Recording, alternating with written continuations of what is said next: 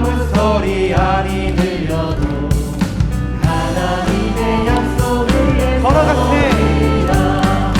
걸어가세 믿음 위에 서서 나가세 나가세 의심 버리고 걸어가세 믿음 위에 서서 눈과 귀에 아무 증거 이 눈에 아무 증거 이 눈에 아무 증거 아니 배여도 믿음만을 가지고서는 걸으며 이 귀에 아무 소리 아니 들려도 하나님의 약속이 이절로 고백합니다. 이 눈이 보기에는 눈이 보기에는 어떠하든지 이미 얻은 증거대로 늘 믿으며 이 밤에 의심 없이 살아갈 때에 우리 서로 주 앞에 걸어가세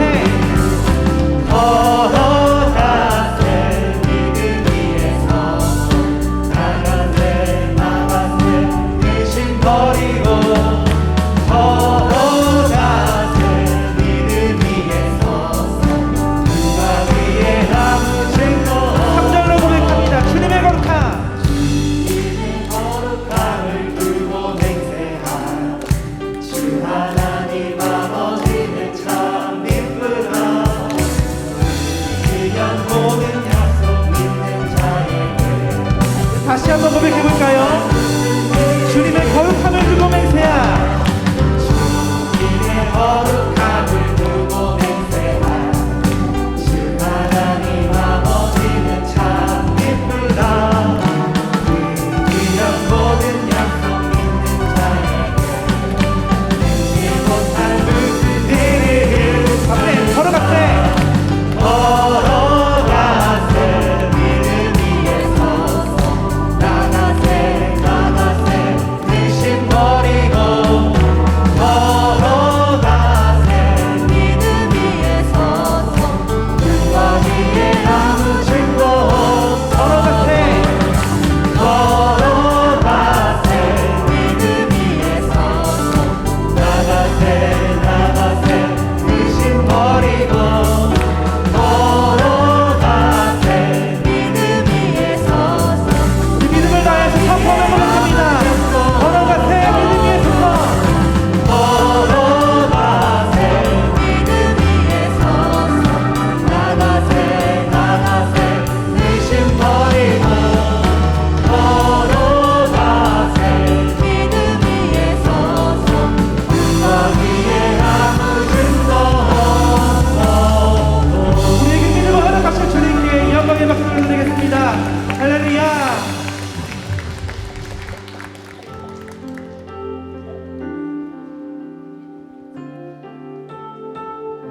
우리가 살아온 그 걸음을 돌아보면서 모든 것이 주님의 은혜였음을 고백하며 함께 찬양하길 소망합니다.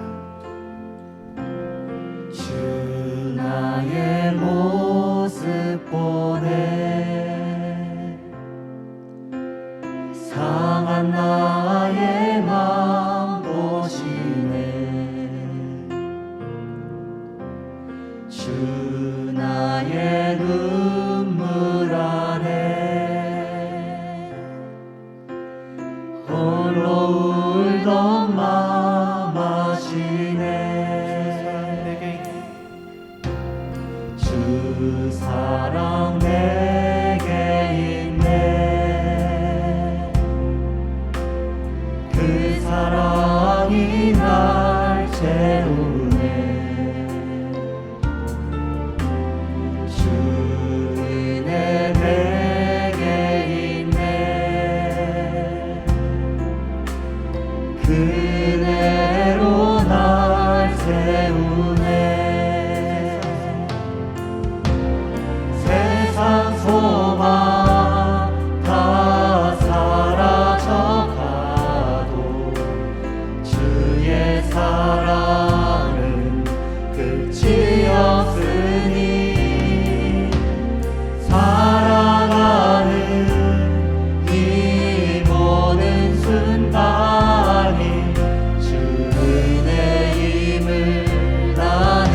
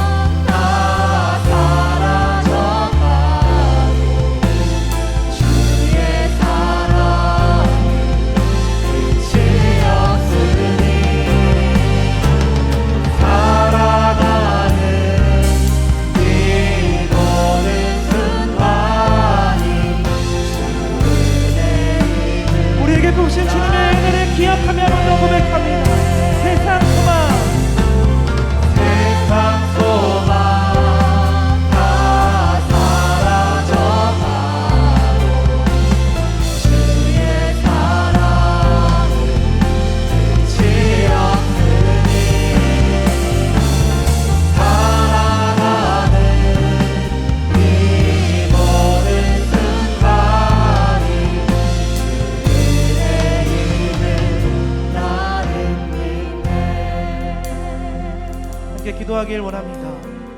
하나님, 살아가는 모든 순간이 주님의 은혜였음을 믿습니다. 이 시간도 주님의 은혜 가운데에 거하게 하여 주시고 우리 모두 주님의 은혜를 풍성히 경험할 수 있도록 하나님 인도하여 주시옵소서. 주님의 은혜로 인해 기쁨이 예배 가운데 흘러넘칠 수 있도록 하나님 인도하여 주시옵소서. 함께 기도하겠습니다. 하나님 아버지, 주님 고맙고 감사합니다. 하나님, 오늘 우리에게 거룩한 주일을 허락하게 하여 주셔서 하나님 말씀 듣고 하나님 찬양하고 하나님 예배하게 하여 주시니 감사합니다. 하나님, 지금 모든 순간을 돌아보고 하나님의 은혜를 고백합니다. 하나님의 은혜가 아니고서야 은혜가 없음을 이 시간 믿음으로 고백합니다. 하나님, 예배 가운데에도 하나님의 한량없는 은혜를 베풀어 주셔서 풍성한 하나님의 은혜를 경험할 수 있도록 하나님 인도하여 주시옵소서. 그래 우리 마음 가운데에 하나님의 주시는 기쁨이 흘러 넘칠 수 있도록 하나님 도우시고 인도하여 주시기를 소망합니다. 하나님, 우리가 들을 귀로 허락하여 주셔서 주님의 그 말씀을 듣게 하여 주시고 그 말씀을 소리하는 사람을 할 수 있도록 하나님 우리에게 믿음의 믿음을 더하여 주시고 우리에게 은혜를 더하여 주시옵소서. 은혜를 허락하여 주시고 우리 마음 가운데 하나님의 말씀이 주어지시고 그 말씀에 되어와 아멘으로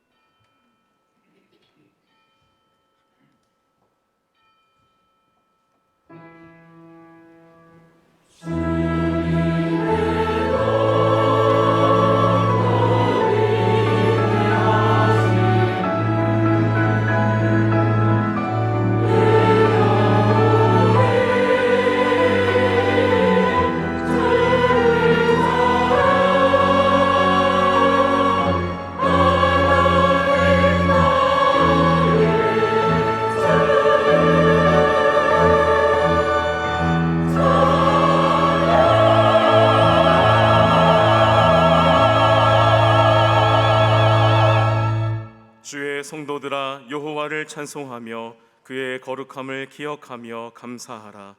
그의 노염은 잠깐이요 그의 은총은 평생이로다. 저녁에는 울음이 깃들일지라도 아침에는 기쁨이 오리로다. 아멘. 모두 자리에서 일어나 주님의 성령 찬양하겠습니다.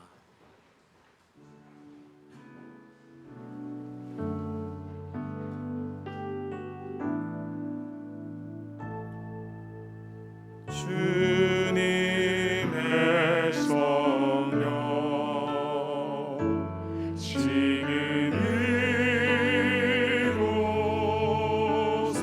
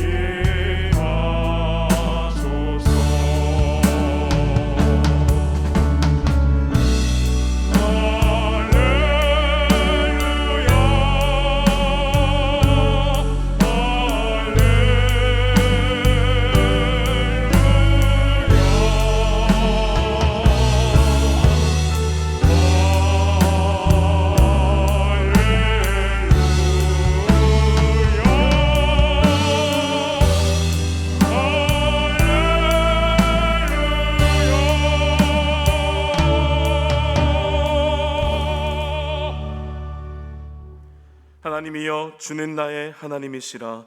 내가 간절히 주를 찾되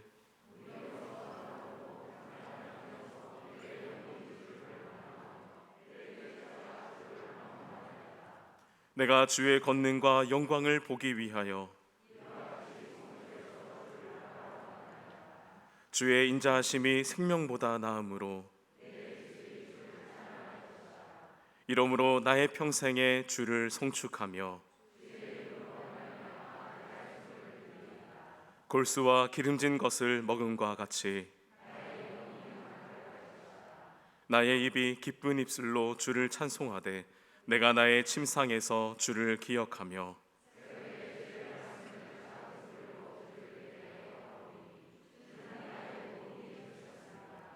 내가 주의 날개 그늘에서 즐겁게 부르리이다. 아멘. 전능하사 천지를 만드신 하나님 아버지를 내가 믿사오며 그 외아들 우리 주 예수 그리스도를 믿사오니 이는 성령으로 잉태하사 동정녀 마리아에게 나시고 본디오 빌라도에게 고난을 받으사 십자가에 못 박혀 죽으시고 장사한 지 사흘 만에 죽은 자 가운데서 다시 살아나시며 하늘에 오르사 전능하신 하나님 우편에 앉아 계시다가 저리로서 산 자와 죽은 자를 심판하러 오시리라. 성령을 믿사오며 거룩한 공회와 성도가 서로 교통하는 것과 죄를 사하여 주시는 것과 몸이 다시 사는 것과 영원히 사는 것을 믿사옵나이다. 아멘.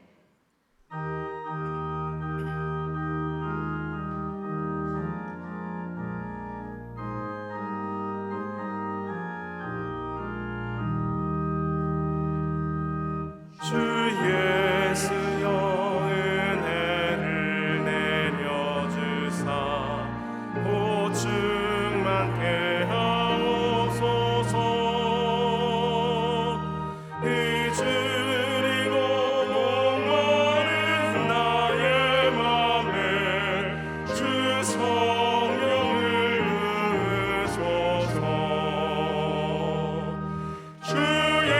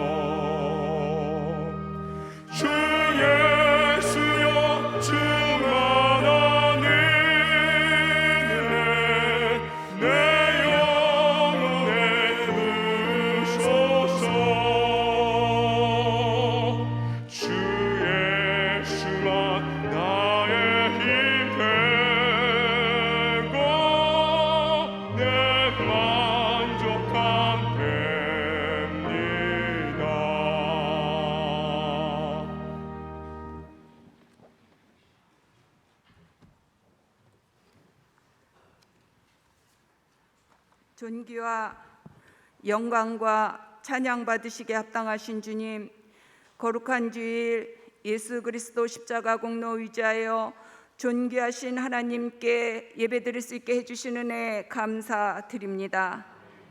사랑의 하나님 아버지, 지난 한 주간도 주님의 말씀 따라 순종하며 살기보단 내 능력을 앞세웠던 어리석음을 회개하오니 하나님의 자비와 긍휼로 우리의 죄를 덮어 주옵소서. 세상과 구별되어 성결하게 하시고 흠없는 제물 되어 주님 앞에 나아가게 하여 주옵소서.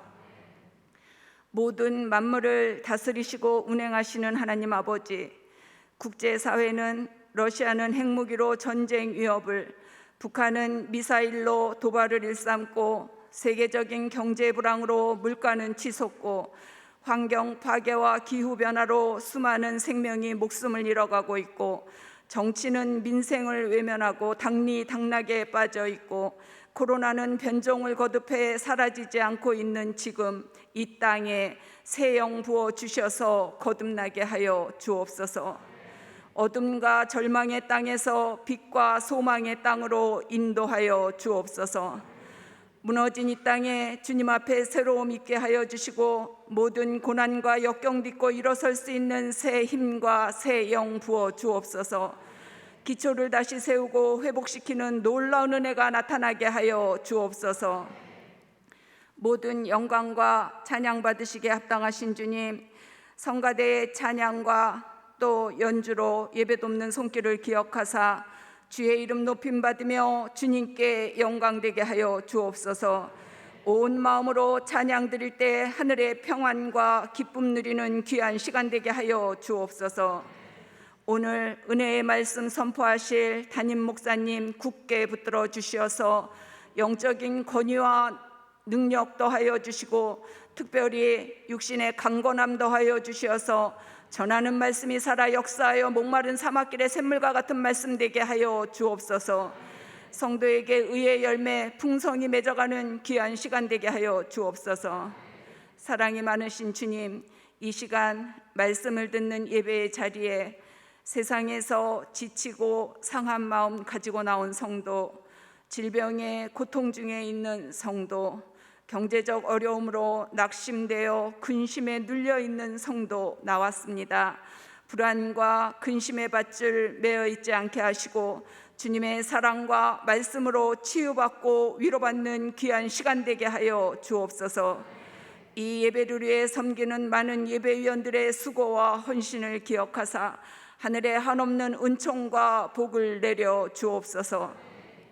우리들의 마음과 뜻과 정성 다하여 이 시간 예배드려오니 성삼위 하나님께서 기쁘게 받으시고 홀로 영광받아 주옵소서. 이 모든 말씀 영원한 생명을 주시며 산 소망이 되신 예수님의 거룩하신 이름으로 기도드렸습니다.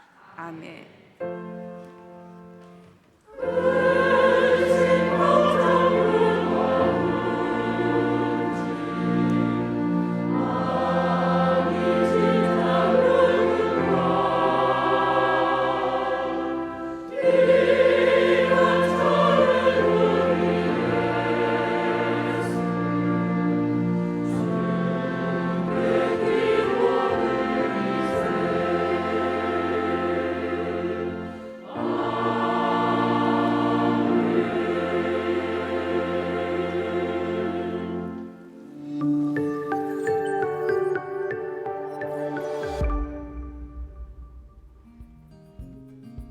우리의 삶을 온전히 주님께 맡기며 참된 평안과 기쁨이 넘치는 삶을 살아가는 제1교회 성도님들 되시기를 소망합니다. 10월 넷째 주 교회 소식입니다. 11월 20일 추수감사주일 온세대 예배 시 부서별 찬양제를 진행합니다. 참석 대상은 청년 이상의 개인과 단체이며 찬양, 율동, 연주, 선극 등 다양한 장르로 참여하실 수 있습니다. 신청은 오늘까지 1층 사무실에서 받습니다. 교회 학교에서 유치, 아동, 청소년을 대상으로 10월 31일 월요일 할렐루야 나이트를 준비하였습니다. 할렐루야 나이트는 다음 세대에게 신앙의 문화를 심어주는 예배와 활동을 하는 시간입니다. 성도님들의 관심과 중보를 부탁드립니다. 제1아기학교가 11월 15일부터 매주 화요일 4주간 오전 11시부터 오후 1시까지 우리 교회에서 있습니다. 대상은 7개월부터 24개월이 된 영유아와 보호자 한 분입니다. 신청은 10월 30일 주일까지 1층 사무실에서 받습니다. 6남성교회 원예회가 오늘 일부 예배 후 소그룹 1호실에서 있습니다. 2023년도 수험생 명단이 주보에 기재되어 있습니다. 수험생들을 위한 중보기도 부탁드립니다. 우리 교회의 다양한 미디어 주소가 주보와 화면에 안내되어 있습니다. 11월, 12월 매일 성경 큐티책이 사무실에 준비되어 있습니다. 오늘 성전 꽃꽂이는 백종세 권사님, 손선희 집사님, 그리고 이정수 학생의 생일 감사로 헌화하였습니다. 하나님의 사랑 안에서 늘 강건하고 복된 삶을 누리는 주님의 자녀와 가정이 되시기를 축복합니다. 교우 소식입니다. 이명숙 성도님의 장녀 곽지수 양의 결혼 예식이 이번 주 토요일 오후 1시 의정부 웨딩더 낙원에서 있습니다. 하나님의 사랑 안에서 믿음의 가정이 이루도록 기도해 주시고 축하해 주세요. 기타 광고입니다.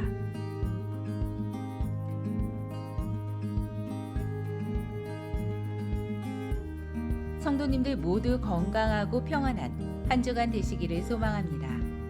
사랑이 넘치는 예수님의 가족 의정부 제1교회 소식이었습니다. 거룩한 주일에 주님 앞에 나와 예배하는 모든 믿음의 가족들을 예수님의 이름으로 축복하고 사랑합니다. 우리 옆에 계신 분들 우리 사랑의 인사 함께 나누겠습니다. 사랑합니다. 축복합니다. 반갑습니다. 코로나가 다 지나갔다고 생각을 했는데 교회 듬성듬성 자리들이 비는 그런 모습들을 보면서 저는 이제 보고를 다 받잖아요. 일주일 동안의 보고를 받는데 우리 교회 식구들 중에도 코로나 걸리시는 분들이 꽤 많습니다. 그래서 매주 확진자들이 새로 생겨나니까 확진자가 한번 생겨나면 보통 2주 예배를 못 나오시잖아요. 저처럼 기적적으로 한 주도 안 빠지고 나올 수 있는 그런 경우는 정말 기적이 아니면 일어날 수 없는 일들인데 그래서 보통 2주씩 빠지시고 그래서 자리들이 이제 듬성듬성 빈 자리들이 보이고 그런데 독감도 또 유행한다고 합니다. 여러분들이 감기 조심하시고 코로나도 조심하시고 독감도 유의하셔서 이번 겨울 건강하게 잘 나실 수 있도록 여러분들 건강에 유의하시기를 부탁을 드립니다. 그 교회 소식을 보시면 다른 것들은 다 낯이 익는데 새로운 게 하나 들어왔습니다. 할렐루야 나이트라고. 할렐루야 나이트가 뭐냐? 요즘에 그 우리 청년들 학생들 그 할로윈이라고 하는 그런 이제 서양의 그 기념일인데 그 기념일들을 우리 청년들이 많이 지킵니다. 근데 이게 좋은 방향이면 좋은데 다들 귀신 분장하고 나와서 심지어는 저 이태원 같은데 이렇게 영상 찍은 거나 이렇게 사진 찍은 거 보면 요만한 꼬마 애들도 머리에다 칼 푹 찔러 갖고 이렇게 나오는 그래서 막 귀엽다 그러는데 제가 그게 뭐가 귀여운지 모르겠어요. 엄청 끔찍한데 그런 거 보면서 사람들이 좋아하고 즐거워하고 귀신놀이하고 또 향락을 즐기고 또 퇴폐적인 문화가 만들어지고 이렇게 되거든요. 사실 원래 할로윈은 이제 초대교회와 중세 시대에 그 성인들을 기념하는 그런 날이라고 알려져 있습니다. 어떤 설에 의하면 이 할로윈이 성인들이 승리한 날을 기념한 거다. 그래서 할로윈 해서 할로윈이라고 그렇게 명명한다고도 하거든요. 그런데 사실은 성인들이 먼저 우리의 믿음을 지켰던 우리 믿음의 선배들 중에 본받을 만한 훌륭한 믿음의 사람들이 어떻게 세상 가운데 신앙을 지키고 그 신앙의 어려움들을 이겨냈는가, 신앙으로 삶을 이겨냈는가 이런 것들에 대한 이제 기념하는 날로서 교회가 이제 전통적으로 기념하던 그런 날인데 현대에 와서는 귀신 파티하는 그런 날로 바뀌어 있습니다. 귀신 파티하는 것도 끔찍하고 또 그날에 청년들은 모여서 막 향락을 즐기고 사실 이런 날들이 되면 요즘 우리나라 마약 문제가 심각한데 마약이 막 퍼져나가는 그런 통로로 이용되기도 합니다. 교회 안에 좋은 날들, 또 교회 안에 세워진 좋은 기념일들이 이렇게 세속적으로 타락하는 모습들을 우리가 보는데, 특별히 성탄절도 마찬가지죠. 크리스마스는 크라이스트 메세, 그리스도를 예배하는 날인데, 이 크리스마스가 마치 연인들끼리 모여서, 사람들이 모여서 축제하고 놀고 먹고 마시고 향락을 즐기고 남녀 짝짝이 이렇게 연애하고 이런 날로 바뀌어 버렸잖아요, 세속에서는요. 저는 이게 가치관의 전쟁이라고 생각합니다. 가치관의 전쟁이자 영적인 전쟁이다, 이렇게 생각을 해요. 이 세상 가운데 하나님 나라의 좋은, 교회 안에 있었던 좋은 정통들을 세상이 가져다가 세속적이고 향락적인 것으로 소비하는 문화가 만들어지죠. 발렌타인데이도 여러분, 원래는 그 성 발렌타인이 그 100년 전쟁 때문에 서로 이어지지 못해 결혼을 금지했던 그때 유럽에 결혼을 금지했을 때 그 남녀들을 이어서 몰래 결혼시켜 주는, 그래서 나중에 그것 때문에 순교하는 그런 일이 있죠. 그래서 그분을 기념하기 위해서 만든 날인데, 그날도 남녀들끼리 초콜릿 나눠 먹는 날로 착각하는 그런 경우들이 많은데, 이런 문화들이 참 많은데, 이런 것들을 우리가 이기려면 잘 가르쳐야 되겠다. 우리 청년들, 학생들이 나중에 그 세상에 나가서 성탄절은 남녀가 짝짝이 모여서 연애하는 날, 발렌타인은 다 같이 모여서 이태원에 모여갖고 춤추고 술 마시는 날, 이렇게 생각할까봐 걱정이 돼요. 그래서 할로윈 대위에 10월 마지막 날이거든요. 10월의 마지막 날 저녁에 우리 아이들하고 청소년들이 모여서 신앙적인 이 의미가 어떤 것인지, 할로윈의 의미가 어떤 것인지, 그리고 어떻게 신앙적으로 이 세상의 문화 가운데 우리가 승리하고 또 교회만의 건강하고 건전한 문화를 만들어 갈 건지, 마치 세상 청년들은 성탄절에 크리스마스 이브에 모여서 술 마시고 파티하고 놀지만, 우리는 함께 모여서 예전엔 새벽성도 돌고, 또 우리가 함께 예수님을 기념하는 그런 연극도 하고 찬양도 하고 모여서 그렇게 축제를 벌이는 것처럼 할로윈도 그렇게 바뀌었으면 좋겠다라는 그런 취지에서 저희가 해마다 지금 할렐루야 나잇을 하고 있는 겁니다. 그러니까 여러분들이 그걸 기억하시고 우리 아이들 저녁에 꼭 보내주시고, 그리고 여러분들의 주변에 있는 아이들 중에 이 문화 안에, 이 가치 안에 동참했으면 좋겠던 아이들이 있으시면 여러분들이 전도해서 보내주시면 아주 즐겁고 유익하고 행복한 시간을 제가 만들진 않고요, 우리 교회학교에서 만들어 줄 줄로 믿습니다. 유치부, 아동부, 그리고 우리 청소년들 많이 보내주셔서 할렐루야 나잇을 은혜롭게 할 수 있도록 여러분들 도와주시기를 부탁을 드립니다. 이제 함께 오늘 우리에게 주시는 하나님의 말씀을 듣겠습니다.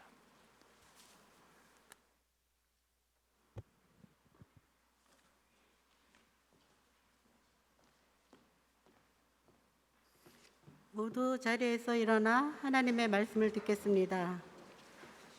오늘 우리에게 주시는 하나님의 말씀은 창세기 4장 1절에서 7절 말씀입니다.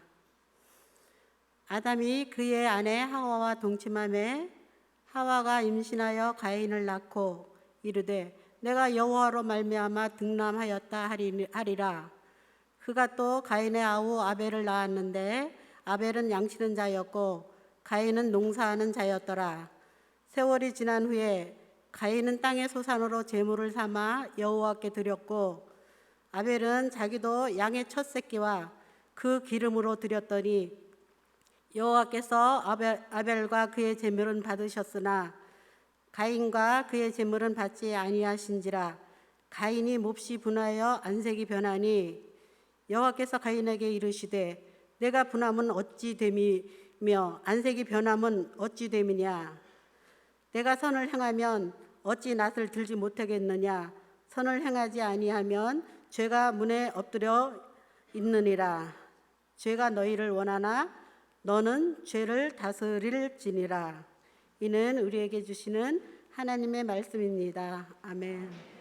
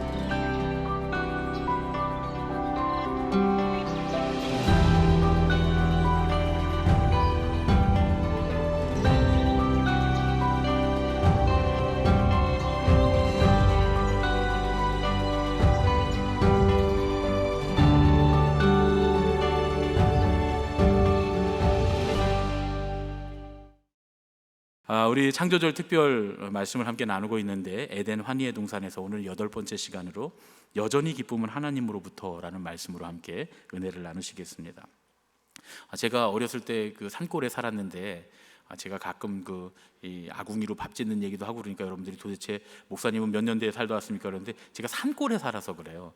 저희 동네도 다 아궁이에 불 때는 건 아닙니다. 그때도 다 연탄이 있었고 다 기름 이제 석유 보일러 다 있었는데 저희는 워낙 산골이다 보니까 그랬던 거거든요. 근데 제가 산골에 살다 보니까 아주 희한한 일을 경험을 했는데 우리 시골에 보면 그 산골에 아주 큰 나무가 하나 있었어요. 미류나무 종류인데 아름드리가 그냥 아름드리가 아니라 몇 아름 되는 그런 아주 하늘 끝까지 다 있는, 마치 그 제크와 콩나무 그 동화를 보면 막 구름 뚫고 올라가 있는 그 나무 있잖아요. 그러니까 이 나무가 얼마나 큰지 거기 바로 뒤에가 이렇게 산이 있는데 산보다 더 높게 보였어요. 제가 볼 때는요. 그렇지는 않겠지만 그렇게 큰 나무가 있었는데 어느 날 태풍이 불던 날 이 나무가 우지끈하고 부러지는 일이 벌어졌습니다. 벼락을 맞은 거예요. 벼락을 맞았는데 정말 처참하게 나무가 한 3분의 1 지점에서 타버린 거예요. 그래서 잘라져 버렸는데 나무가 얼마나 큰지 이 나무가 쓰러지면서 길을 덮쳐서 사람들이 오도 가도 못하고 버스도 못 지나가게 돼버렸습니다. 그러니까 이제 동네 어른들이 다 모여서 톱으로, 예전에 전기톱 이런 거 없잖아요. 다 집집마다 있는 톱 갖고 나와서 그 큰 나무를 일일이 잘라갖고 옮기는데 한 일주일 걸렸나요? 굉장히 오래 걸렸습니다. 근데 이제 그 밑둥을 다 잘라내고서 이제 그 나무를 치우고 보니까 거기가 터가 굉장히 넓은 거예요. 그러니까 어른들이 이 나무 뽑아내고 여기에 소각장을 짓자. 요즘은 다 우리가 이제 쓰레기를 다 분리수거하지만 옛날에는 그냥 마을마다 소각장 큰 거 하나 만들어 놓고 시골 같은 경우에 다 거기서 태웠거든요. 그러니까 쓰레기 소각장을 만들자 그래 놓고 이제 만들려고 그 나무 뿌리를 뽑기 위해서 나무를 파기 시작하는 거예요. 그런데 제가 그거 구경하고 있었는데 어림도 없습니다. 그 나무 절대로 못 뽑아요. 막 땅을 파갖고 뿌리를 자르고 하는데도 어림도 없습니다. 이건 몇 달이 걸릴지도 모를 정도로, 그래서 그냥 어른들이 다시 덮고 그 옆에다 조그맣게 소각장을 만드셨어요. 그런 기억이 납니다. 나무가 뿌리가 깊으면 그 나무는 뽑아낼 수 없습니다. 제가 뽑아내기 힘들다고 말하고 싶지만 사실은 큰 나무는 뽑아내기 힘든 정도가 아니라 뽑아내는 게 불가능할 수도 있죠. 지금 몇 년 전에 제가 뉴스를 봤는데 영국에서 폭풍이 한 차례 불고 났는데 길거리에 커다란 가로수들이 막 뿌리채 다 뽑혀갖고 나뒹구는, 혹시 여러분 그 뉴스 보신 적 기억나시는 분 계십니까? 저도 뉴스를 보면서 충격을 받았는데 그 큰 나무들이 도대체 얼마나 대단한 폭풍이 불었길래 저 큰 나무들이 다 뽑혔나 그랬더니 그게 아니에요. 우리나라에 부는 태풍만도 못한 폭풍이 불었는데 그런데 그 나무들이 다 뽑혔다는 거예요. 왜 그러냐 하니까 이 나무들이 다 몇 아름씩 되는 큰 나무들이고 엄청나게 큰 나무들인데 이 나무들이 크고 굵은데 반해서 그 뿌리가 형편없이 엉성하고 짧다는 거예요. 왜 그러냐 그러니까 이 영국은 지질학적인 특성 때문에 지하수층이 지표면에서 굉장히 가깝답니다. 그러니까 나무들이 뿌리를 깊이 뻗을 이유가 없다는 거예요. 그래서 옆으로만 좀 뻗으면 그냥 다 나무들이 살 수 있으니까 지탱하고 지지할 정도만 뿌리를 뽑기 때문에 이렇게 폭풍이 한번 불면 다 뽑아져서 나뒹군다는 겁니다. 그냥 뿌리가 있는 것만으로 충분하지 않다는 거죠. 뿌리가 깊어야 폭풍에도 흔들리지 않을 만큼 든든한 줄로 믿습니다. 수천 년을, 수백 년을 사는 나무들이 그 뿌리가 깊으면 뽑을 수 없는 것처럼, 벼락이나 맞아야 잘라지는 것처럼 이렇게 우리의 신앙도 마찬가지가 아닐까. 우리의 신앙은 우리를 세상의 폭풍으로부터 지켜주는 이런 뿌리와 같습니다. 그 뿌리를 내려야 하는 거예요. 제가 조금 전에도 할렐루야 나잇에 대해서 설명하면서 우리 아이들이 어려서부터 그런 걸 알았으면 좋겠다는 거죠. 세상의 문화, 크리스마스 그러면 연인들끼리 모여다니면서 먹고 마시고 놀고 연애하는 그런 날이 아니고, 할로윈데이 그러면 그날 다 그냥 온 동네 사람들이 다 모여서 귀신 분장하고 어디 이태원 같은 데 가서 술 먹고 놀고 하는 그런 날이 아니라 정말 주님의 오심을 기리고 또 믿음의 선배들이 갔던 길을 되새기는 그런 날이었으면 좋겠다라고 하는 것, 이런 것들을 어려서부터 가르쳐야 믿음의 뿌리가 든든하게 서는 줄로 믿습니다. 우리 신앙은 우리를 세상의 폭풍으로부터 지켜주는 이런 뿌리 같습니다. 우리 신앙이 얕으면 아무리 외적으로 강하게 보여도 삶의 분주함과 마음을 빼앗기는 일들로 인해 혹은 우리 신앙에 도전이 왔을 때 결국 넘어지고 맙니다. 사실 우리의 자녀들이 왜 아우 쟤는 아동부 때는 저렇게 신앙생활 잘하고 엄마 아빠도 끌고 다니처럼 신앙생활 잘했는데, 청소년 때는 그렇게 신앙생활 잘했는데 왜 청년이 되면 사라지고, 청년 때도 그렇게 신앙생활 잘했는데 왜 결혼만 하고 아기만 나면 신앙을 하지 않는가? 뿌리가 없었어요. 온전한 신앙을 전수해주지 못했기 때문입니다. 겉으로 보기에만 그냥 사람들 보기에 좋은 신앙, 그냥 목사님이 맨날 칭찬하는 신앙, 교인들의 어른들 권사님들이 그냥 쟤는 신앙 좋아, 이런 걸로만 생각했기 때문에 진짜 신앙의 뿌리를 심어주지 못하고 외형만 큰 신앙을 만들었기 때문에 그 신앙들이 결국은 약간의 어려움이나 문제나 그 마음의 도전이 왔을 때 결국은 뿌리채 뽑혀버리는 안타까운 일들이 일어난다는 것이죠. 오늘은 창세기 4장 1절부터 7절의 말씀을 통해서 우리의 신앙이 과연 어디까지 뿌리를 뻗쳐야 될까? 어떤 방식으로 뿌리를 뻗치는 것이 든든한 신앙의 뿌리를 뻗는 것인가? 이런 말씀에 대해서 함께 나누겠습니다. 오늘 본문을 보면 창세기 3장이 죄악과 신라곤으로 인해서 에덴 동산에서 쫓겨나고 죄의 대가를 받는 그런 이야기들로 굉장히 어둡고 무거운 데 반해서 창세기 4장은 하와의 환호로 시작이 됩니다. 하와는 죄의 대가인 잉태와 출산의 고통을 경험했어요. 죄로 인해서 출산과 잉태가 고통으로 변하는 그런 일을 경험했지만, 그 낙원으로부터 쫓겨나고 그 죄의 대가로서 고통받은 출산, 그 고통들을 금방 잊은 것처럼 가인을 낳고 환호성을 지릅니다. 내가 하나님 덕분에 자녀를 낳았노라 하고 소리를 질러요. 원어를 직역하면 이렇습니다. 주님의 도우심으로 아들을 얻었다. 내가 여호와의 도우심으로 아들을 얻었다. 우리가 이 하와의 환호를 통해서 아기의 잉태와 출산에 아버지와 어머니뿐만 아니라 하나님께서 직접 관여하시는구나 라는 사실을 알 수가 있습니다. 하와가 그렇게 외치잖아요. 하나님으로 인하여, 하나님의 도우심으로 내가 아들을 얻었노라. 가인의 이름이 비롯된 카나라고 하는 동사는 얻다라는 뜻입니다. 무슨 얘기입니까? 모든 생명, 모든 아기들은 다 하나님으로부터 우리가 얻어왔다는 뜻이에요. 누가 주셨다고요? 하나님이 주셨다는 거예요. 하나님으로부터 우리가 얻어왔다는 겁니다. 그 고백이 이 가인이라고 하는 이름에 숨겨져 있는 것이죠. 다른 한편 하와가 득남하였다라고 하는 말은 남자를 얻었다라는 뜻입니다. 득남하였다, 남자를 얻었다. 일반적으로 히브리어 남자 이쉬라고 하는 말은 아기에게는 사용하지 않아요. 이쉬나 이샤라는 말이 아이를 남자다 여자다 이렇게 말하지 않아요. 그냥 아기라고 하죠. 그런데 오늘 본문에는 특별히 이 태어난 아이를 이쉬라고 부릅니다. 하와가 이례적으로요. 왜 이렇게 했을까? 이건 여자가 남자에게서 나온 것처럼 이제 남자가 여자에게서 나왔다는 기쁨의 외침입니다. 아담이 처음에 하와를 만났을 때 남자에게서 나왔으니 여자라 하리라 하면서 기뻐하잖아요. 그러면서 너무 신기해하고 즐거워하고 행복해합니다. 똑같이 이번에는 남자가 여자에게서 나온 거예요. 이게 무슨 얘기입니까? 우리가 오늘 하와의 환호성을 통해서 알 수 있는 두 가지 사실은 뭐냐? 남자가 여자에게서 나왔듯이 여자에게서 남자가 나왔다라는 얘기입니다. 우리 모두가 다 하나님 안에서 동등하다라는 얘기예요. 남자 여자 다 동등하다. 모든 인류가 하나님께서 다 주신 것으로 동등하다는 거예요. 아담만 태초에 탄생했기 때문에 고귀한 인생이 아니라 지금 우리도 마찬가지로 하나님께서 우리에게 모두 동등하게 만드신 인류라는 이야기죠. 그리고 두 번째는 모든 생명, 모든 사람은 하나님께서 직접 주신 거라는 거예요. 하나님으로부터 우리가 모두 얻었다는 거예요. 그러니까 우리 하나님으로부터 얻은 이 존재가 얼마나 귀중하고 소중한 존재냐라는 겁니다. 이 두 가지의 고백으로부터 환경과 상황을 뛰어넘는 놀라운 기쁨이 생겨나고 있는 것을 볼 수가 있습니다. 우리는 사실 환경과 상황과 문제, 생활 이런 것들에서 기쁨을 얻으려고 하잖아요. 그런데 창세기가 우리에게 말씀하는 건 뭐냐면 하와가 에덴 동산에서 쫓겨나고 그리고 그 죄의 대가로 출산의 고통을 부여받았음에도 불구하고 그 모든 죄악의 형벌과 그 모든 고통에도 불구하고 기쁨을 얻은 근원이 무엇인가? 바로 하나님께서 이 생명을 주셨다라고 하는 것과 이 생명은 하나님께서 우리 모두를 동등하게 창조하셨다라고 하는 이 고백이 어떠한 환경과 상황으로부터 그것을 뛰어넘는 기쁨을 우리에게 주는 줄로 믿습니다. 이건 굉장히 중요한 이야기예요. 그런데 이렇게 놀라운 기쁨의 환호성을 질렀던 아들 가인을 보면 그 가인에게는 정작 기쁨이 없는 모습을 볼 수가 있습니다.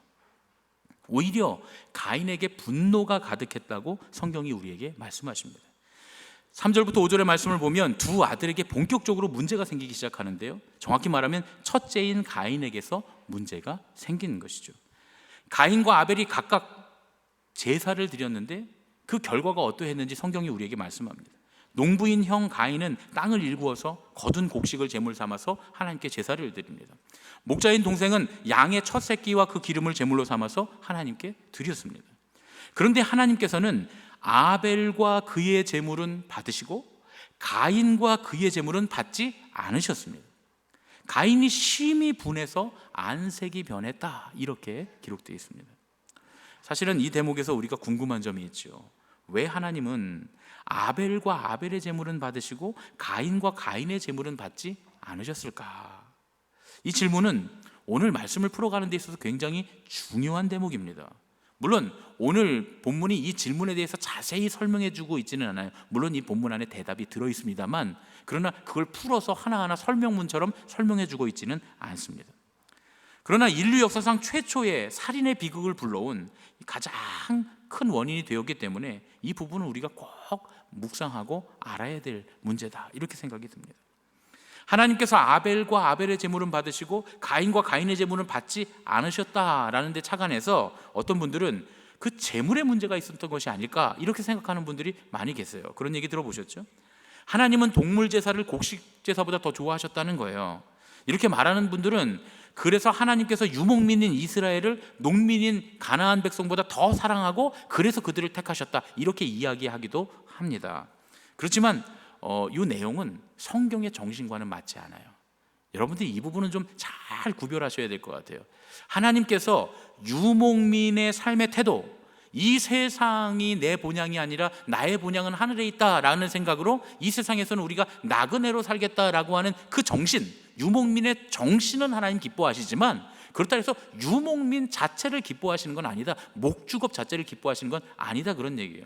하나님은 우리에게 생명을 주시고 우리가 농업을 통해서 또 우리 작물을 키우는 그 생명의 그 일들을 통해서 그 작물이 자라나고 커가는 그런 모습들 욥기나 이런 데 보면 그런 모습을 통해서도 하나님은 하나님의 섭리를 말씀하시거든요. 거기에도 하나님의 섭리가 들어있으니까 이거는 하나님이 유목민을 좋아하시고 농민을 싫어하셨다, 이렇게 말하면 안 됩니다.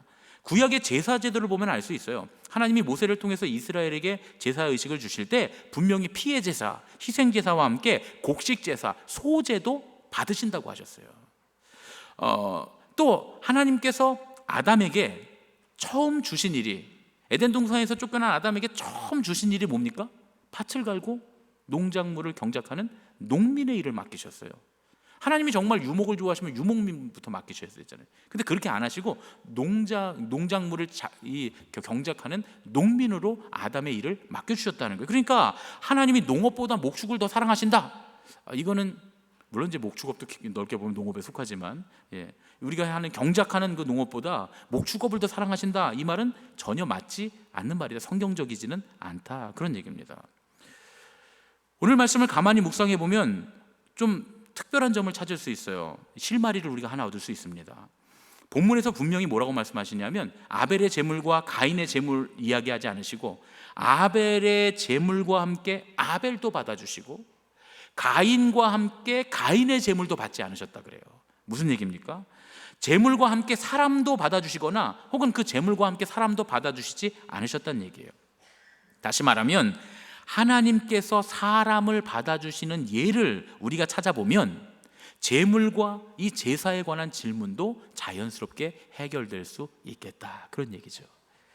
여러분, 하나님께서 사람을 쓰실 때 무엇을 보고 쓰십니까? 굉장히 어려운 질문이죠. 정답은 하나님 마음대로입니다. 하나님, 우리가 좀 더 은혜롭게 말하면 하나님 뜻하신 대로, 하나님 뜻하신 대로. 우리는 사실 그 하나님의 뜻을 판단할 수조차 없어요. 왜냐하면 하나님께서 사람을 쓰시는 기준이 하나님께 있기 때문입니다. 우리한테 있는 게 아니니까요, 우리가 판단할 수 없습니다. 하나님께서 사람을 쓰시는 건 전적으로 하나님의 자유에 달려 있는 거예요. 하나님의 자유하심에 있습니다. 하나님께서 왜 야곱과 에서 가운데 동생인 야곱을 쓰셨습니까? 에서가 야곱보다 성품이 나빠서요? 그거 아니잖아요. 제일 이스라엘 족장 중에 성품 나쁜 사람이 야곱 아닙니까? 그렇죠? 에서도 그거보다 나아요. 그 술수를 끝까지 술수를 쓰는 동생을 보고서 그냥 마지막에 눈물을 펑펑 흘리면서 내 동생아 내 동생아 하면서 가서 끌어안는 사람이 에서지. 그렇잖아요, 여러분. 예. 근데 하나님 왜 에서를 안 쓰시고 남자답고 또 마음속에 긍휼함도 있고 대장부인 에서를 안 쓰시고 왜 쫌생이 같고 세상적인 그런 욕심에만 눈이 멀어 있는 야곱을 하나님 쓰셨냔 말이에요. 이삭과 이스마엘 가운데서도 왜 동생인 이삭을 쓰셨습니까? 12명의 형제 중에서 왜 11번째인 요셉을 쓰시고 나중에는 넷째인 유다를 들어 쓰십니까? 왜 말 잘하는 형 아론이 아니라 입술이 둔한 동생 모세를 쓰십니까? 이세의 아들 중에도 훌륭한 외모를 가진 사람들, 왕의 적격인 용사 같은 아들들 7형들이 있었는데 왜 굳이 아버지의 안중에도 없고 아버지가 쟤는 제외야, 쟤는 여기 들어가지도 못해 라고 생각해서 양치로 보낸 막내 아들 다윗을 하나님 사용하십니까? 고린도전서 1장 26절부터 29절 말씀입니다. 형제들아 너희를 부르심을 보라. 육체를 따라 지혜로운 자가 많지 아니하며 능한 자가 많지 아니하며 문벌 좋은 자가 많지 아니하도다. 그러나 하나님께서 세상에 미련한 것들을 택하사 지혜 있는 자들을 부끄럽게 하려 하시고 세상에 약한 것들을 택하사 강한 것들을 부끄럽게 하려 하시며 하나님께서 세상에 천한 것들과 멸시받는 것들과 없는 것들을 택하사 있는 것들을 패하려 하시나니 이는 아무 육체도 하나님 앞에서 자랑하지 못하게 하려 하심이라. 할렐루야. 우리가 하나님은 겸손한 사람을 쓰신다. 오늘 저녁에도 제가 설교 주제가 그건데 하나님 겸손한 사람을 쓰신다 이렇게 얘기하죠. 그러면 여러분 우리가 겸손해지면 하나님 쓰시는 겁니까? 그것도 잘못된 생각이에요. 왜? 하나님이 겸손한 사람을 쓰신다는 말은 사람을 선택하시고 사람을 쓰시는 모든 권한이 그 기준이 다 하나님께 있다라는 의미인 거지 우리가 겸손해져서 하나님께 쓰임받자 그런 얘기가 아닙니다.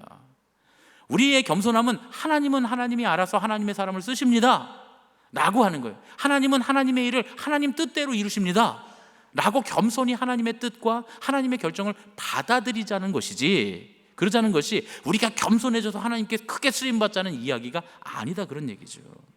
하나님께서는 우리 인간들이 생각하는 기준으로 사람을 쓰시지 않는다는 걸 왜요? 하나님 뜻대로 사람을 쓰신다는 것을 알게 하시기 위해서예요. 왜 하나님 그렇게 하실까요? 아마도 사람의 기준으로 하나님께서 사람을 쓰시면 그 기준을 만든 사람이나 그러한 기준을 갖춘 사람들이 하나님 앞에서 교만하기 때문일 거예요. 하나님은 이런 기준으로 쓰시는구나, 우리 그 기준에 맞춰 살자, 이렇게 교만할 거기 때문입니다. 그래서 하나님은 당신의 뜻대로 사람을 쓰신다고 성경이 우리에게 말씀하십니다. 하나님께서 재물을 받으시는 것이 사람을 받으시는 원리와 같다면 하나님께서 재물을 받아주시는 것 또한 하나님의 자유죠. 그러니까 하나님이 내 재물을 받아주시지 않으셨다고 해도 내가 하나님 어떻게 하시면 제 재물을 받을까요? 라고 묻는 자세여야지 하나님 왜 내 재물을 안 받으셨어요? 할 문제가 아니다 그런 얘기입니다. 자기가 바친 재물이 받아들여지지 않자 가인이 몹시 화가 나서 낯빛이 변합니다. 여러분 만일 가인 혼자서 재물을 드렸다가 안 받아들였다면 그렇게까지 화내지는 않았을 거예요. 그렇죠? 거기 자기 혼자만 있었다면 가인도 하나님 왜 제 재물을 안 받아주셨습니까? 어떻게 하면 제 재물을 받아주시겠습니까? 했을 가능성이 많아요. 근데 문제는 뭐냐? 아벨의 재물은 하나님 받으셨다는 게 문제입니다. 바꿔서 생각해 보세요. 하나님께서 아우인 아벨의 제사도 안 받으셨다면 어떻게 됐을까요? 반대로 가인은 받으시고 아벨은 안 받으셨다면, 혹은 둘 다 안 받으셨다면 어떻게 했을까요? 아마 가인이 아벨을 죽이는 일은 절대 없었을 겁니다. 그리고 가인이 아벨을 위로하면서 이렇게 얘기했을 거예요. 아우야, 이거 우리가 바친 제물을 하나님 왜 안 받으셨을까? 우리가 하나님이 받으실 만한 제물로 다시 하나님께 우리 제사를 드리자, 이렇게 얘기했겠죠. 그렇죠? 가인이 처음부터 나쁜 사람입니까? 아니죠. 그러나 동생의 재물이 연락되고 자기의 재물이 거절당하자 열등감에 사로잡혔던 가인은 급기야 동생을 죽이는 살인자로 돌변하게 됩니다. 여기에 바로 참된 신앙의 삶에 가장 큰 걸림돌이 있습니다. 가인은 아마도 자기가 바친 재물이 동생의 것과 비교해서 최상의 것이고 얼마나 열심히 경작해서 그 농작물을 만들었겠어요? 그리고 그거 제일 좋은 상품을, 최상품을 하나님께 드렸으니까 이거 분명히 하나님 받아주실 거다, 이렇게 생각했으면 틀림없습니다. 우리 신앙의 가장 큰 걸림돌이 뭡니까? 비교의식입니다. 하나님처럼 되고 싶다. 하나님과 나를 비교한 거죠. 동생의 건 받아주시고 내 건 안 받아주셨다, 비교하는 거죠. 다른 사람과 비교해서 내가 못하다거나 혹은 내가 우월하다고 생각하는 그 모든 비교의식이 우리의 신앙을 병들게 하고 우리의 예배를 허례허식으로 만들어 버립니다. 이건 굉장히 심각하고 중요한 문제입니다. 여러분, 우리가 드리는 예배가 어떤 경우와 비교해서 더 좋은 예배라고 생각하면 그건 큰 오산입니다.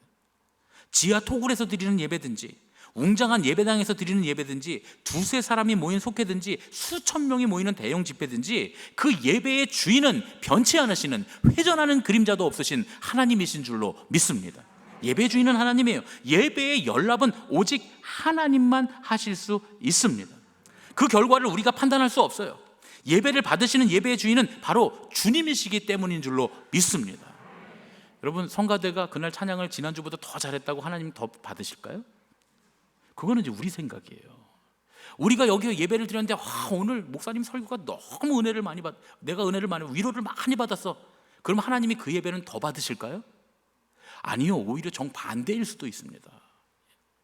오늘 예배의 모든 순서들이 은혜롭게 진행되고 예배의 모든 순서들이 너무 잘 됐어, 내 마음이 흡족해. 우리가 우리의 마음에 흡족하게 예배하기만 하면 하나님께서 받으실 것이라고 생각하는 건 큰 오산입니다. 왜요? 예배는 우리의 마음을 흡족하게 하는 게 아니라 하나님의 마음을 흡족하게 해드려야 하는 것이기 때문인 줄로 믿습니다. 예배의 주인공은 하나님이시니까요. 마찬가지로 우리가 세상에서 얻은 성취를 하나님께서 그대로 예물로 받으실 것이라고 착각해서도 안 됩니다. 하나님은 수많은 부자들의 연보보다 과부의 2렙돈을 기뻐 받으시는 분이시죠. 하나님께서 받으시는 예배, 하나님께서 받으시는 신앙은 그 사람의 중심에 있는 믿음을 기준으로 하는 거예요. 똑같이 찬양을 부르고 있어도 어떤 분은 너무 노래를 잘하고 어떤 분은 노래를 잘 못하지만 그 두 사람 중에 누구의 찬양을 하나님 받으실지는 중심에 달려 있어요. 중심에. 그게 하나님 기준입니다. 히브리서 11장 4절에는 하나님께서 아벨의 제물을 왜 기쁘게 받으셨다고 합니까? 아벨은 믿음으로 하나님께 제사를 드렸기 때문에 받으셨다는 거예요. 그리고 11장 6절에 이렇게 말씀해 주십니다. 믿음이 없이는 하나님을 기쁘시게 하지 못하나니 하나님께 나아가는 자는 반드시 그가 계신 것과 또한 그가 자기를 찾는 자들에게 상 주시는 이심을 믿어야 할지니라. 하나님을 기쁘시게 하는 믿음은 어떤 믿음입니까? 바로 하나님을 믿는 믿음이에요. 어떤 믿음이요? 하나님께서 상 주시는 분이심을 믿는 믿음. 하나님만이 우리에게 상 주시는 분이심을 믿는 믿음입니다. 하나님 중심의 믿음. 내가 예배 열심히 드려서 내가 예배에 만족을 얻는, 그래서 나는 오늘 예배를 열심히 드려서 예배에 만족받았어 라고 하는 게 아니라, 내가 교회를 잘 선택해서 이 교회 다니니까 내가 이런 은혜를 받는다, 이렇게 나의 공로로 생각하는 게 아니라 하나님께서 살아계셔서 당신의 뜻대로 역사하실 것을 믿고 기대하는 중심의 믿음, 하나님만 받으실 예배를 내 삶으로 드리는 그 예배, 그 신앙, 내가 어찌어찌해서 내 소원이 이루어지고 내가 만족하게 되는 것이 아니라 하나님 중심의 신앙을 하게 될 때 그것이 하나님을 기쁘시게 하는 믿음인 줄로 믿습니다. 예배의 주인공은 하나님이세요. 참된 예배는 하나님 중심의 예배입니다. 마찬가지로 신앙도 하나님 중심으로 해야 하는 것이죠. 하나님의 뜻을 중심으로 신앙생활을 한다는 것, 그건 자기 중심에서 벗어난다는 겁니다. 가인을 보세요. 자기 중심적인 잘못된 믿음을 가졌던 가인은 신앙의 주인을 하나님에게서 자기 자신으로 바꿔치기 했기 때문에 하나님께서 받지 않으시는 헛된 예배를 드렸다, 그런 얘기예요. 하나님 중심의 신앙생활은 하나님의 관점으로 삶을 보는 것입니다. 가인은 자기 중심적인 관점으로 자신의 삶을 평가하고 있었어요. 자기 중심적으로 보면 자기가 한 일이 다른 사람이 한 일보다 더 가치 있어 보입니다. 그렇잖아요. 자기 수고가 훨씬 더 다른 사람의 수고보다 큰 수고처럼 보이잖아요. 더 인정받아야 된다고, 내가 그래서 더 인정받아야 된다고 생각합니다. 그런 이유로 아벨의 제사가 하나님께 받아들여지는 모습을 보면서 참을 수 없는 분노를 느끼게 되었던 겁니다. 그러니까 가인의 제사가 하나님 앞에 받아들여지지 않았던 건 사실 이런 가인의 삶의 신앙의 태도 때문이었다, 이렇게 볼 수가 있는 것이죠. 그래서 주님께서는 가인에게 죄의 지배에서 벗어나 선을 행하라, 이렇게 말씀하십니다. 애초부터 신앙을 잘못 이해하고 있었던 가인에게 신앙의 의미가 무엇인지를 가르쳐주고 계시는 것이죠. 이런 맥락에서 예수님은 이렇게 말씀하십니다. 마태복음 9장 13절 말씀입니다. 너희는 가서 내가 긍휼을 원하고 제사를 원하지 아니하노라 하신 뜻이 무엇인지 배우라. 우리가 해야 할 신앙이 뭐냐? 하나님의 긍휼을 이해하는 겁니다.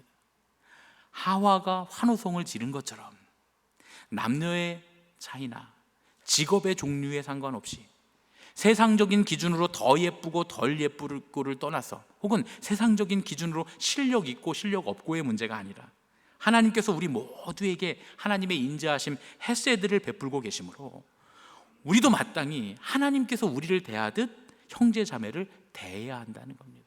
그 사실을 잊지 않는 것, 그것이 하나님께서 우리에게 바라시는 신앙이다, 그런 이야기죠. 그런데 이 시대에는 애석하게 가인의 예배처럼 타락한 신앙들이 참 많습니다. 그렇게 타락한 예배가 너무 많습니다. 하나님을 예배하지 않고 예배를 예배하는 경우가 정말 많아요. 듣기 좋은 설교에 자기 마음을 위로받고 끝나는 예배가 많습니다. 그저 음악의 열기에 묻혀서 실컷 노래만 부르다가 그렇게 끝나는 예배도 많아요. 자기한테 복 달라고 울며 불며 아우성치며 내 기도 들어달라고 아우성치다가 후련해진 마음으로 끝내는 예배도 얼마나 많은지 모릅니다. 그런데 여러분 가만히 생각해 보세요. 그건 다 하나님을 만족시키는 것이 아니라 자기 만족을 위한 예배예요. 결국 잠깐은 자기 만족을 하겠지만 심각한 신앙의 문제를 초래합니다. 왜냐? 사람은 자기 만족에 대한 욕망이 끝을 모르거든요. 이건 끝나지 않습니다. 계속 더 큰 것, 더 좋은 것, 더 큰 것을 바라고 더 원합니다. 그래서 잘 준비된 예배, 찬양, 집회, 부흥회, 또 수련회, 영성 수련회, 이런 거 행사 끝나고 나서 교회 안에 사탄의 시험이 강하게 역사하는 일들이 많이 일어납니다. 제가 그동안의 경험에 의하면 학생들이나 청년들이 수련회 은혜 받고 오면 부모님들 그래 애들이 바뀌었다고. 근데 여러분 한 달을 못 갑니다. 역시 뭐 요즘은 일주일도 못 간다고 해요. 애들 가서 은혜 받고 오면 일주일 동안 천사였다가 갑자기 다시 옛날의 악마로 다시 돌변한다고 그렇게 얘기하면. 근데 여러분 애들만 그런 게 아니에요. 어른들도 마찬가지예요. 뭐 드레스디어트 같은 그런 영성 훈련 탁 하고 오면, 그래서 또 뭐 그런 거 있잖아요. 그런 프로그램들 다 뭐 제자 훈련 다 끝나고 나면 애들이 그래요. 목사님, 우리 부모님, 우리 엄마 아빠가 변했어요. 천사로 변했어요. 한 달쯤 있다 와서 얘기합니다. 목사님 유통기한이 한 달입니다. 이런 일들이 일어나고 난 다음에 수련회하고 은혜 받고 영성 수련하고 제자 훈련하고 한 다음에 사탄의 역사들이 일어나는데 어떤 말들이 교회 안에 돌기 시작하냐면 우리 교회는 사랑이 없어 라든가 역시 사람은 안 변해 라든가 가식적인 신앙에 상처받았어, 이런 이야기들이 종종 돌기 시작합니다. 프로그램, 찬양, 집회 등에서 열심히 준비해서 당시에는 큰 은혜들을 크게 받았는데, 좋은 강사님 모셔다가 은혜를 크게 받았는데 그게 일종의 자기 문제 해결이나 자기 만족으로 끝나버리고 말았을 때 일어나는 일이에요. 나 은혜 받았어로 끝날 때 일어나는 일들입니다. 내가 위로받고 내가 은혜 받는 게 중요하지, 내 마음이 감동되는 것이 중요하지, 서로를 사랑하는 건 그렇게 중요하지 않기 때문이에요. 이게 자기중심적인 예배예요. 이게 바로 가인의 예배를 드린 것입니다. 그렇게 예배하는 가인들이 이제 끼리끼리 모여서 아벨의 뒷담화를 하면서 험담하고 마음으로 아벨을 죽이는 거예요. 그런 일들이 교회에서 일어납니다. 그렇게 살인을 저지르는 이유가 매우 간단해요. 아벨은 그렇게 잘 나가지도 않고 예쁘지도 않고 실력도 없고 공부도 잘 못하고 직업도 안 좋고 가정 형편도 그리 좋지 않고 소위 요즘 아이들 말로 별로 인싸도 아닌데, 그런데 신앙의 자리에서 나와 똑같이 대우받아? 어느 때는 나보다 더 대우받아? 이런 마음들이 생겨나기 때문이죠.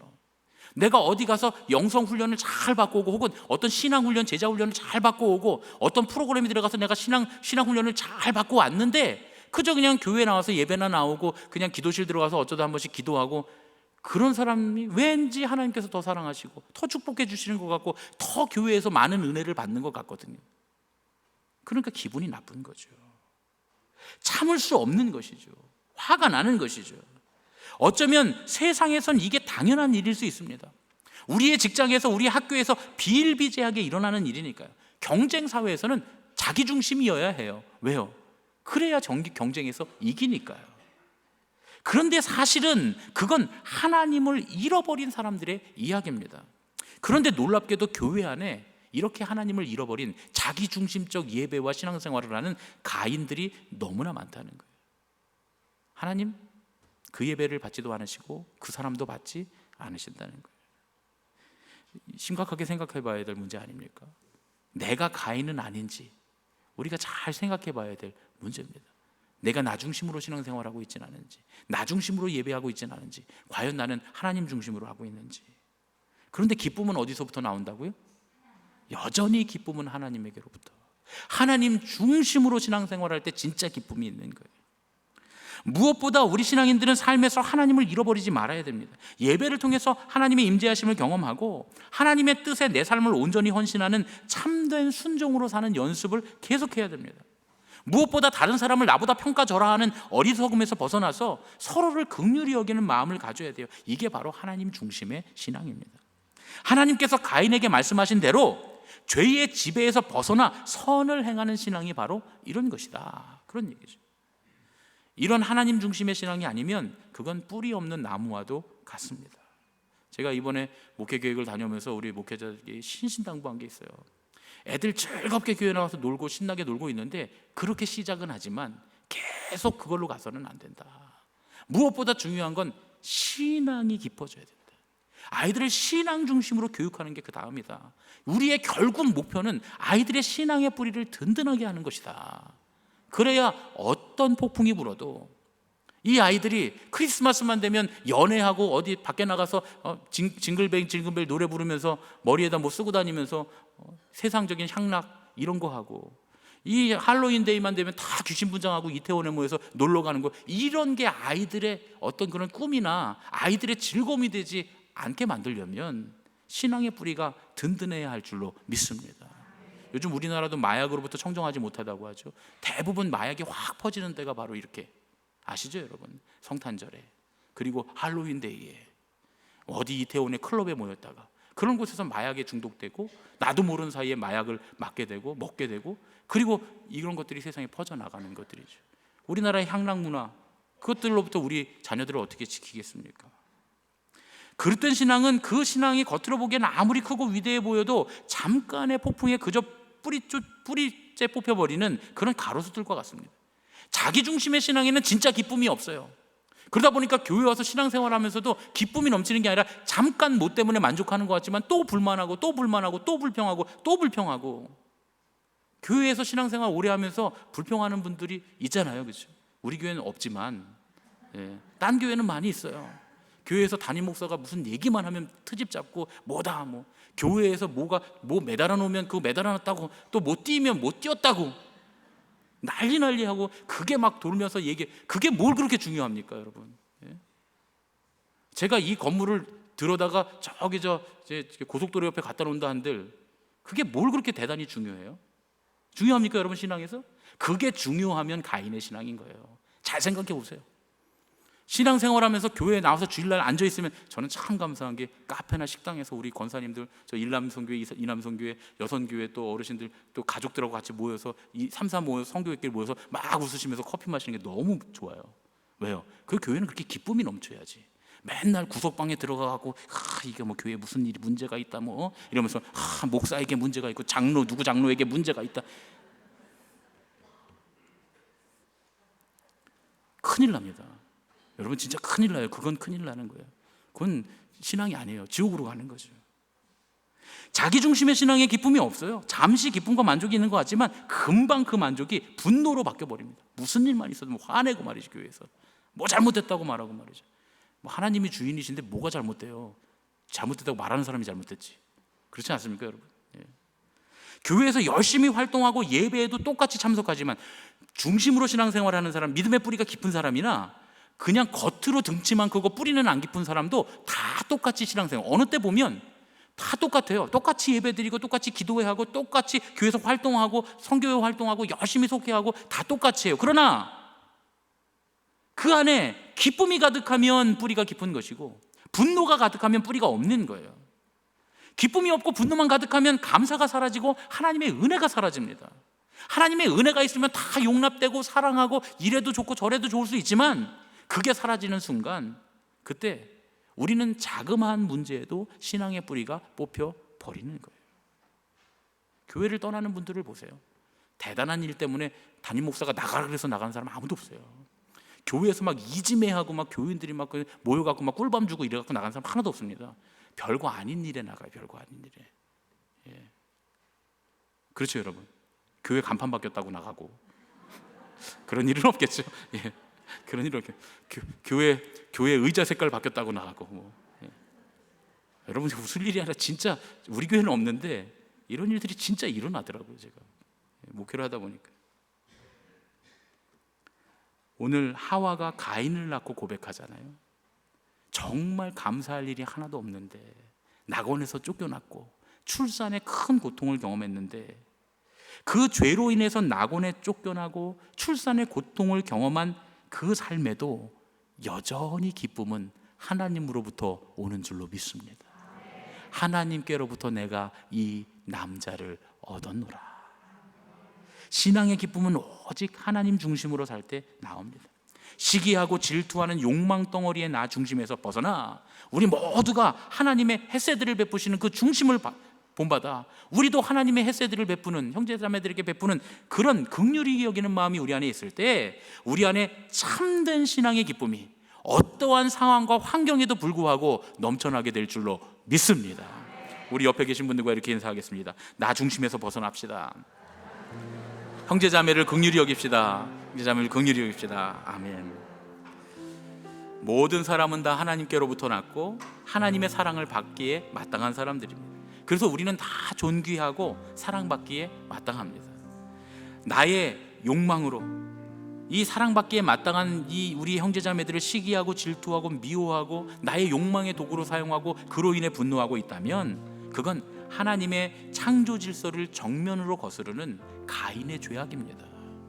모든 시기와 질투와 미움과 비난과 수군수군하는 뒷담화를 버리고 서로를 긍휼히 여기는 마음으로 하나님께서 창조하신 형제 자매를 사랑해야, 그래야 우리가 인류도 사랑할 수 있는 거예요.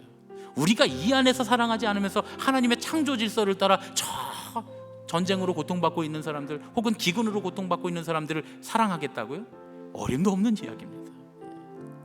여전히 하나님께로부터 나오는 기쁨, 형제자매를 긍휼히 여기는 마음으로 하나님께서 우리를 존귀하게 여기셨다는 사실을 깨닫고 하나님께서부터 나오는 그 기쁨으로 만족하게 될 때, 그 기쁨을 회복하게 될 때 우리의 신앙에는 날마다 기쁨이 넘쳐나게 될 줄로 믿습니다.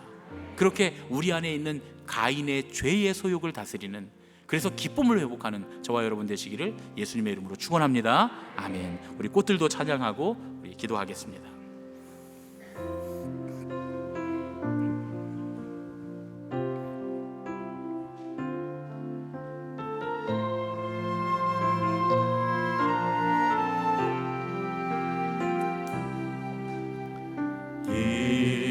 이곳에 생명샘 솟아나 눈물 골짝 지나갈 때에 머잖아 열매 맺히고 웃음소리 넘쳐나리라.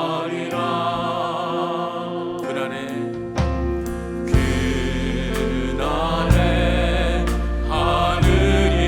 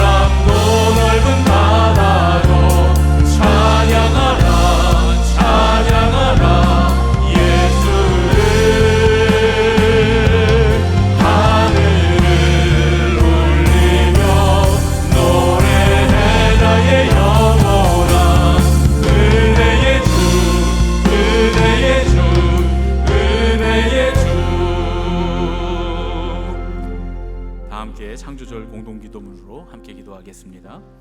만물의 창조자이신 하나님, 주님의 말씀은 사랑의 친교를 통해 주님을 찬양하는 삶의 장엄한 노래를 만들어냅니다.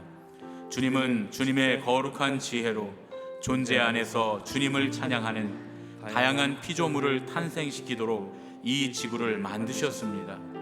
그 안에서 낮은 낮에게 말씀을 전하고 밤은 밤에게 지식을 알려줍니다. 주님은 주님의 정원을 돌보고 지키게 하시기 위해 사람을 부르셨습니다. 주님은 우리가 각각의 생물과 올바른 관계를 맺으며 그들의 목소리에 귀 기울이고 생명을 지키는 법을 배우게 하셨습니다. 하지만 우리는 우리 자신을 의지하고 우리와 함께 지어진 피조물들로부터 멀어졌습니다. 우리는 우리의 친구인 피조물들의 조언에 귀를 닫았습니다. 우리는 가난한 사람들의 외침과 가장 취약한 사람들의 필요에 귀를 기울이지 않았습니다. 우리는 지구를 돌보는 법을 가르치며 전통을 지키는 사람들의 목소리에 침묵했습니다. 우리는 성경을 통해 우리를 부르시는 창조하시고 화해하시며 지속시키시는 주님의 말씀에 귀를 닫았습니다. 우리는 멸종하여 다시는 우리에게 말하지 못하는 우리의 친구였던 생물들과 서식지를 잃은 주님의 피조물들로 인해 슬퍼합니다. 우리는 쫓겨난 삶과 잃어버린 일상을 슬퍼합니다. 또한 우리가 잃어버린 인류 문화로 인해 슬퍼합니다. 우리가 귀 기울이지 않으므로 주님의 창조 세계가 불타오르는 숲의 울부짖음으로 가득하고 동물들은 불의의 불길을 피해 도망치고 있습니다. 이 창조절에 우리는 불타는 떨기나무의 모습처럼 주님의 성령의 지속되는 불로 우리를 부르시기를 기도합니다. 우리에게 숨을 불어 주시옵소서. 우리의 귀를 열고 마음을 움직입니다. 우리가 우리의 시선을 우리 자신에서 돌이켜 주님의 창조 세계를 묵상하게 하시고 주님의 영광을 선포하는 피조물들의 목소리에 귀 기울이도록 우리를 가르쳐 주시옵소서. 믿음은 들음에서 나기 때문입니다. 주께서 지으신 이 지구의 얼굴을 새롭게 하시겠다는 약속의 복음에 귀 기울일 수 있는 마음을 주시옵소서. 우리가 이 거룩한 땅을 가볍게 걷는 법을 배움으로써 그리스도의 길을 따르는 은총을 우리에게 깨우쳐 주옵소서. 우리 모두의 집을 유지하게 하시는 주님의 치유하시는 사랑의 빛으로 불의의 불을 꺼뜨리는 희망으로 저희를 채워 주시옵소서. 모든 창조 세계에 복음을 선포하러 오신 예수 그리스도의 이름으로 기도합니다. 아멘. 이제는 십자가 위에서 우리의 모든 허물을 용서하신 우리 주 예수 그리스도의 은혜와 우리 모두를 귀중한 사람으로 평등하게 창조하신 하나님 아버지의 한량 없으신 헤세드의 사랑과 형제자매를 향한 시기 질투와 욕망의 죄를 다스리고 긍휼히 여기는 선을 행하는 길로 우리를 인도하시는 성령님의 감화하심이 이 거룩한 창조의 절기에 자기 중심에서 벗어나 형제자매를 긍휼히 여기는 하나님 중심의 삶으로 여전히 하나님께로부터 나오는 기쁨을 회복하기 원하는 예수님의 가족들 머리 위에 이제로부터 영원까지 함께 하시기를 예수님의 이름으로 축원하옵나이다. 아멘.